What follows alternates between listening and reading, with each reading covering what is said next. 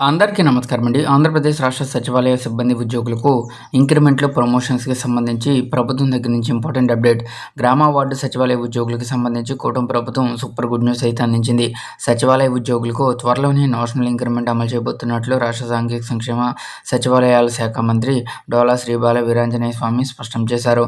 గత వైఎస్ఆర్‌సీపీ ప్రభుత్వ హయాంలో సచివాలయ సిబ్బందికి ఎలాంటి ప్రమోషన్స్, కనీస సౌకర్యాలు కల్పించకుండా నిర్లక్ష్యం చేశారని, ఆ లోపాలన్నింటినీ కూడా తమ ప్రభుత్వం సరిదిద్దుకుంటుందని ఆయన పేర్కొన్నారు. రంగంలోకి మంత్రివర్గ ఉపసంఘం ఇప్పటికే 7,246 మందికి ప్రమోషన్స్, సచివాలయ ఉద్యోగుల సుదీర్ఘ నిరీక్షణకు తెరదించుతూ వారి పదోన్నతుల ప్రక్రియను వేగవంతం చేయడానికి ఇప్పటికే ఒక ప్రత్యేక మంత్రివర్గ ఉపసంఘాన్ని ఏర్పాటు చేసినట్లు మంత్రి గుర్తు చేశారు. అర్హత కలిగిన ప్రతి ఒక్క ఉద్యోగికి ఖచ్చితంగా ప్రమోషన్ ఛానల్ ఉండేలా చర్యలు తీసుకుంటున్నామని హామీ ఇచ్చారు.